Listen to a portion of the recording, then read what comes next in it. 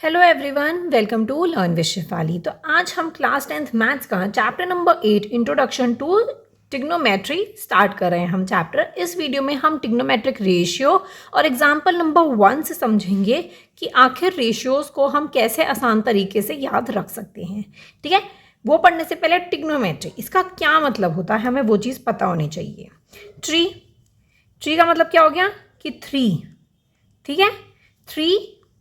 और फिर आपका आ जाता है गौनों का मतलब होता है साइड्स, मतलब 3 साइड्स। मैट्रिक मतलब मेज़र। हम क्या करते हैं, 3 साइड्स को मेज़र करते हैं। किसकी? ट्रायंगल की।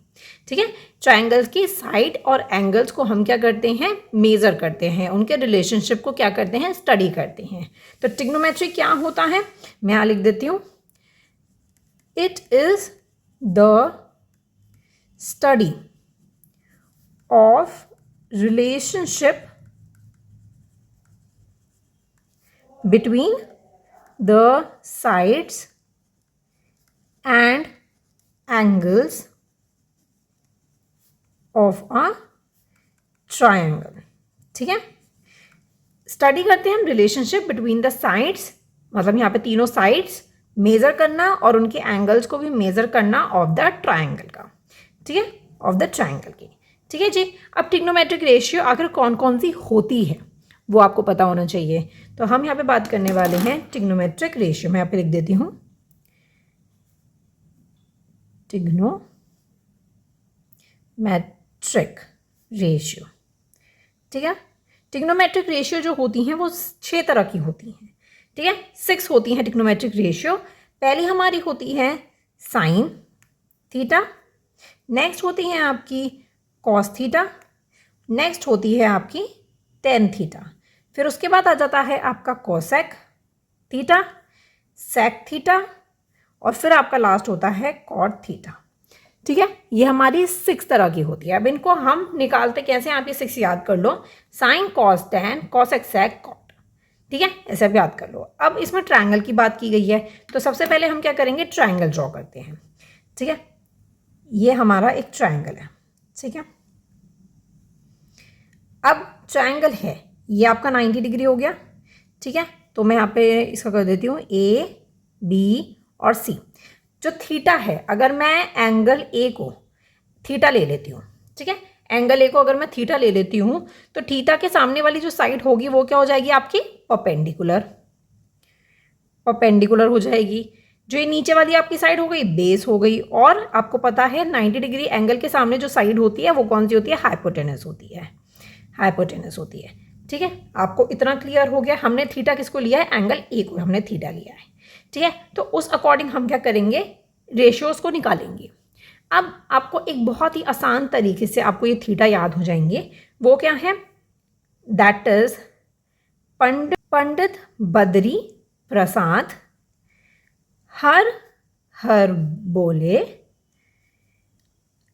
सोना चांदी तोले। ठीक है, ये बहुत पुराना ट्रिक है। पंडित बद्री प्रसाद हर हर भोले सोना चांदी तोले। ठीक है, तो अब ये हमारा क्या हो गया, P upon H, that is perpendicular upon hypotenuse, base upon hypotenuse, perpendicular upon base. ये क्या हो जाता है, ये हमारा साइन कॉस और टेन हो जाता है। ठीक है, इतना क्लियर है। अब सबसे पहले हम साइन कॉस टेन हम निकाल लेते हैं, इसकी हेल्प से हम निकाल सकते हैं आसानी से। तो साइन क्या हो जाता है हमारा, that is perpendicular upon hypotenuse, perpendicular upon hypotenuse. देखो परपेंडिकुलर क्या हो जाता है आपका BC, BC अपॉन हाइपोटेनस क्या हो गया AC। ठीक है, इतना क्लियर है। अगर हमें यहाँ पे कुछ जैसे 5 या 4 दे रखा होता, जैसे परपेंडिकुलर हमारा 4 मान लेती हूँ मैं, तो BC की जगह हम क्या लिखेंगे 4। हाइपोटेनस की जगह अगर हम यहाँ पे 2 लिखा होता तो यहाँ पे हो जाता 2। ठीक है, तो ऐसे आप लिख सकते हैं। जैसे एग्जाम्पल सॉल्व करते रहेंगे तो आपको क्लियर होता जाएगा। सबसे पहले आप ये समझिए। अब आ जाती है कॉस की। ठीक है, तो ये क्या हो जाता है, base upon hypotenuse. So base upon hypotenuse, तो हाँ बेस कितना है आपका AB, हाइपोटेनस कितनी है AC। ठीक है, टेन की हम बात करते हैं। टेन क्या है आपका, परपेंडिकुलर अपॉन बेस। परपेंडिकुलर कितना है आपका BC, बेस कितना है आपका AB। ठीक है, हमने ये तीनों निकाल लिए हैं। ऐसे आपको साइन कॉस और टेन क्या हो जाएंगे, याद हो जाएंगे।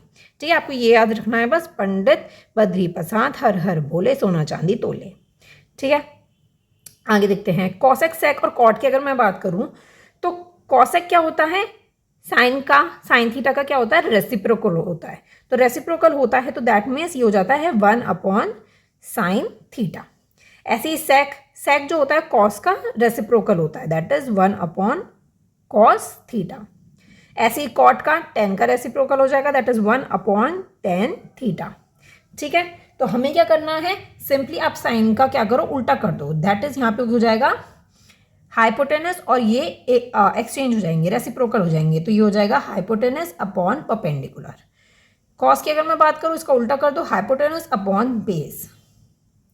ठीक है, और tan की मैं बात करती हूँ तो बेस अपॉन परपेंडिकुलर। ठीक है, अगर कोई भी सॉल्व करने के लिए आता है कि अगर आपको सारी ही रेशियो निकालनी है तो आप इनका रेसिप्रोकल करके लिख दो AC upon BC, AC upon AB, AB upon BC। वही हम लिख देंगे यहाँ पे, हाइपोटेनस हो गया AC अपॉन BC, हाइपोटेनस हो गया हमारा AC अपॉन AB, और ये बेस हो गया हमारा AB अपॉन BC।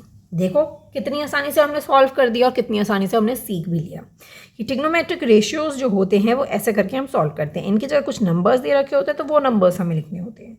ठीक है, जैसे कि अब मैं एग्जाम्पल नंबर 1 करने वाली हूँ, पढ़ाने वाली हूँ आपको। तो एग्जाम्पल नंबर 1 से आपको बहुत अच्छे से क्लियर हो जाएगा कि आखिर ये सब चीज़ें कैसे हम लिखने वाले हैं।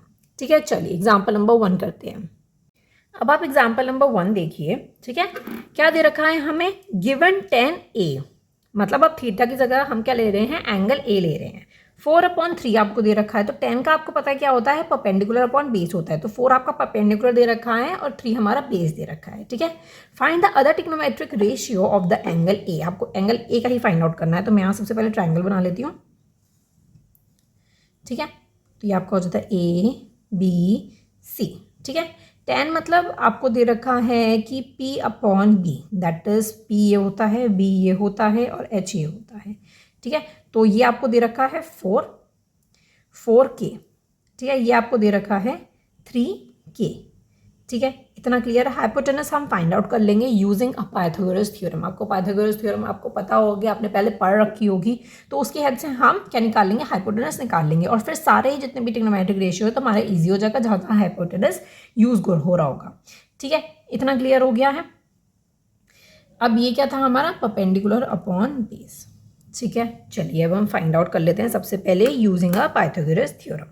तो मैं लिखती हूँ यूजिंग पाइथागोरस थ्योरम। ठीक है, हम पाइथागोरस थ्योरम का हम यूज़ करेंगे।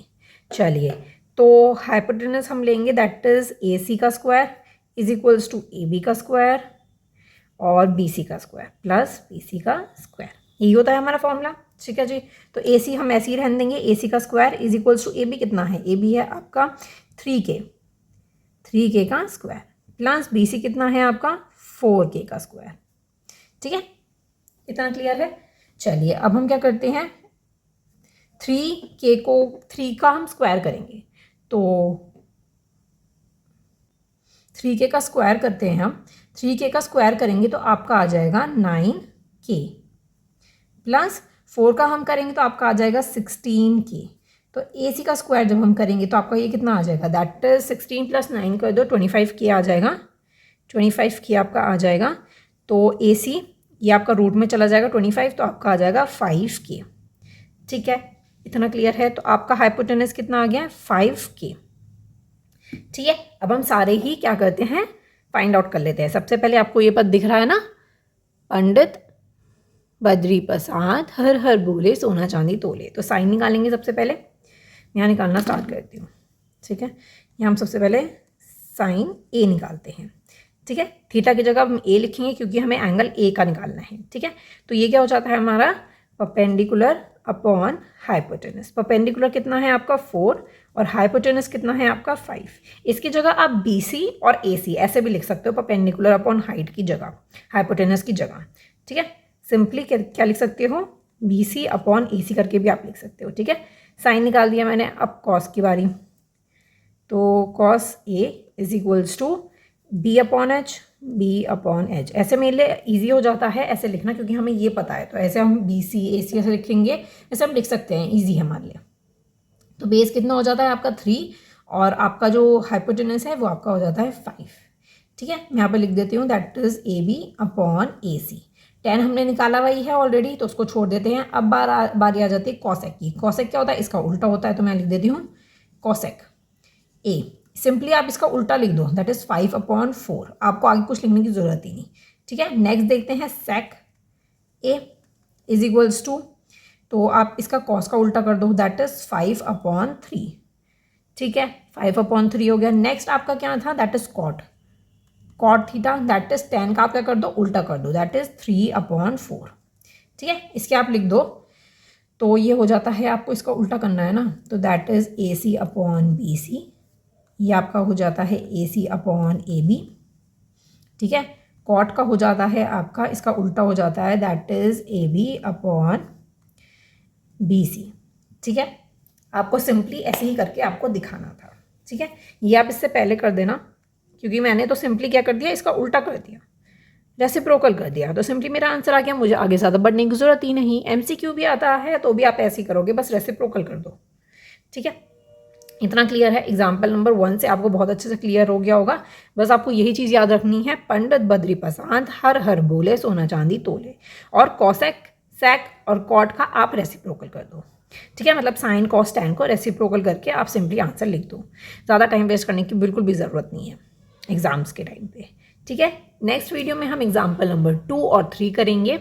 तो चलिए मिलते हैं नेक्स्ट वीडियो में। ये वीडियो पसंद आई हो तो लाइक ज़रूर कर दीजिएगा। और केमिकल रिएक्शन एंड इक्वेशन का चैप्टर मैं स्टार्ट कर चुकी हूँ, एक्सप्लेनेशन कंप्लीट हो चुका है, इंडेक्स क्वेश्चंस कंप्लीट हो चुका है। अब आती है हमारी एनसीईआरटी सॉल्यूशंस की, जो हमें लास्ट में दे रखा है चैप्टर की, तो उसकी नेक्स्ट वीडियो आने वाली है। तो सब्सक्राइब के साथ साथ बेल आइकन भी दबा लीजिएगा।